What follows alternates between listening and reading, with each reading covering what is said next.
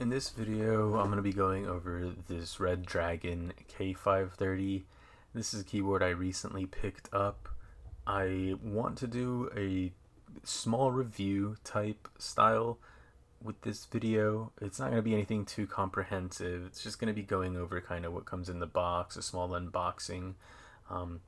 But just to kind of give a value to you guys out there who might be looking for a board. I mean, Redragon, at least back when I first heard of them, was maybe not the best company to pick up a board from. You know, they kind of have that really budget entry level gaming thing going for them.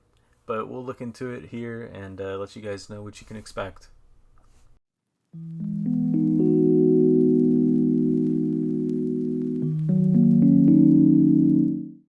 So opening the box up, you'll get these two tools. You'll have your keycap puller and your switch puller. Not the best, but definitely will get the job done. You'll get a USB-A to USB-C cable. Wish it was braided, but it'll work. I do like the little L-shaped USB-C, excuse me, just because the USB-C port on the keyboard itself is on the side. The sticker, manual, you saw that, and then a couple of switches to test out. Just your basic stuff, nothing amazing really to go over, but it is nice that they included in case, you know, you maybe don't end up liking the ones you have and you want to switch. You at least have a little reference point, so I do appreciate that. Here's the keyboard itself, stock. Doesn't look bad, not my favorite look. As you'll see, we're going to take this keycap off. I'm not a huge fan of the keycaps. I don't know why on the side they're like really shiny. I don't know what this finish is supposed to be. In my opinion, it makes it look really cheap, even more so than just like a budget board, you know, but it gets the job done, right? They're not the worst. They do have legends on the side, which makes them look pretty nice and is okay. And these are the brown switches that it came with. Did a recent build with brown switches, not my favorite. We are going to be changing these 100%. RGB's not too bad. It's pretty bright, but we'll give you a stock sound test.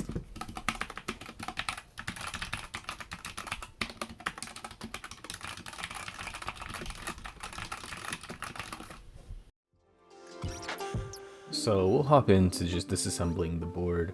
Nothing too crazy, normal things. Screws got to be taken out. It does have a battery. I don't know if all the versions of this do. I would imagine they do, but if yours doesn't, it's just screws and you can pull out. With the battery, you will see there will be a small connector. You will want to make sure you unplug that. Don't rip it. Those wires can be quite fragile at times, and at that point you have the board disassembled and we can move on to modding.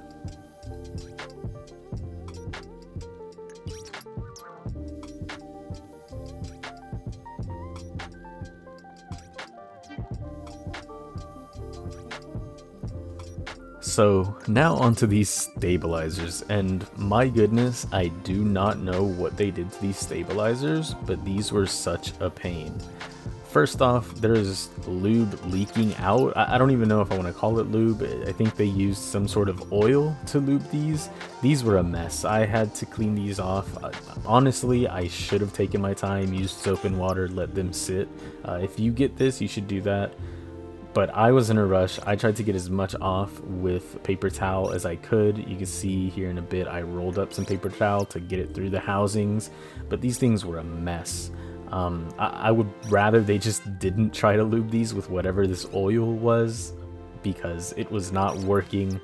The cutouts on the plate itself were large and it made this really rattly. You'll see later on we had to throw down some band-aids in there. I didn't get to record it, unfortunately. It was giving me some trouble, guys. But biggest thing I would say with this board, you know, even if you're going to keep the browns, if you're going to keep the keycaps, buy some different plate-mounted stabs. These are just not it. They sound okay.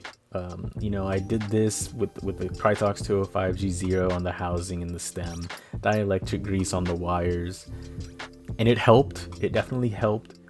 But if you're willing to spend, you know, the 15 bucks it is for just some decent plate mounted stabs, go for it, because it's going to make a huge difference on this board. Now we're going to move on to the foam mod. This is one of my favorite mods that I've done recently. I've seen it all over the place, hadn't done it myself. I think this is now the third or fourth time I'm going to be doing it on a keyboard. The difference it makes for these budget boards is just incredible. In my opinion, a lot of these tray-mounted budget boards can have really inconsistent sounding switches depending on how close they are to the screw down points, and I find that the PE foam, on top of giving it just a little bit of a creamy-ish sound, makes it a tad bit more consistent as well. I don't know if anybody else has that experience, but that's what my ears pick up when I do this. This particular one with all the stabilizers on the side, you know, I was gonna try to cut out every single one. I kind of gave up, I'm not gonna lie to you guys. I was like, it's gonna be a lot easier if I just cut it out. If you end up doing this, take your time if you want. For me, I found there's gonna be so many stabilizers there, it would just save me the hassle to cut that whole sheet off. So this board does have these small little pins that pop through, and went ahead, made little cutouts for those so I could slap those on and not have any interference with the foam. You don't want any type of popping out of your switches, so it's good to make sure you have as many cutouts as you can to prep this thing for the next stage when you're putting on your switches. After this, we're gonna flip this over, go ahead and apply our tape mod. I'm gonna go for 2 layers here. I will give you guys a warning. With this board, you'll see I actually make sure I leave room where the connector goes in and for the USB-C. However, there are switches on the side that I didn't think of. I accidentally taped them down and had to come back afterwards, open the board again, and remove tape so the switches would move around freely. I was not paying attention, and I did not do my due diligence, so, you know, I had to pay the price in time, open it up, and redo my mistake. But I'll give you guys a warning. If you have anything like that, this is only like the second board with a battery I have. Pain in the butt, right? So if you're getting into something, double check before you close the board back up. I did not. I thought I knew what I was doing, and I was proven wrong. So that's my little word of advice for you guys. We're gonna go ahead and slap this thing back together and move on to the next part now.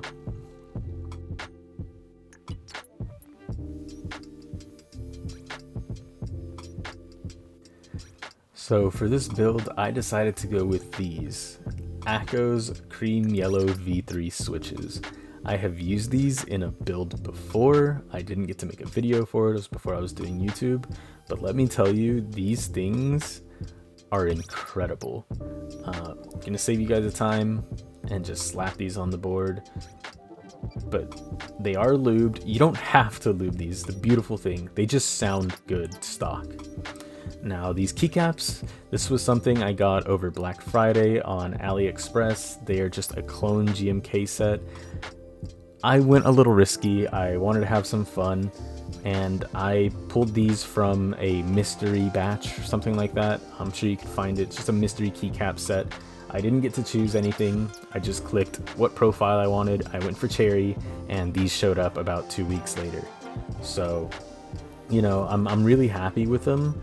I don't know if it's something I would have chosen, but at the end of the day, now that I have them on here, I think they look pretty solid. Yes, they're clones, they have their imperfections, but I'm pretty happy with them. I think one of the things I dislike the most about these cheap sets is the wobble, but these are pretty damn good. So here's the sound test of the board as is.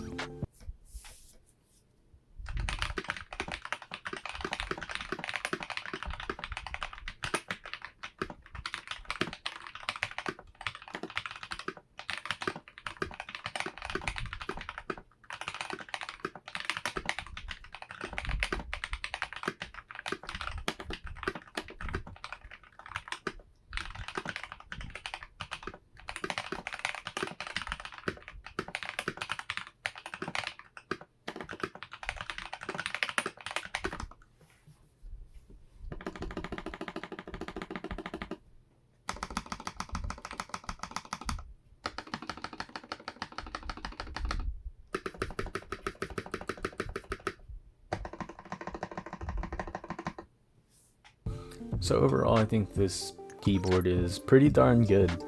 For everything you get out of the box and the price it's going for, I think I saw it at $55 on Amazon recently. It's not bad. If you're going to stick with the regular keycaps, which you totally can do, if you're just planning on upgrading switches and definitely the stabilizers, for an under $100 board, I think this could be a really good starter one for anybody out there. So if you liked the video, please like it, and if you want to see more in the future, please subscribe. Thanks guys.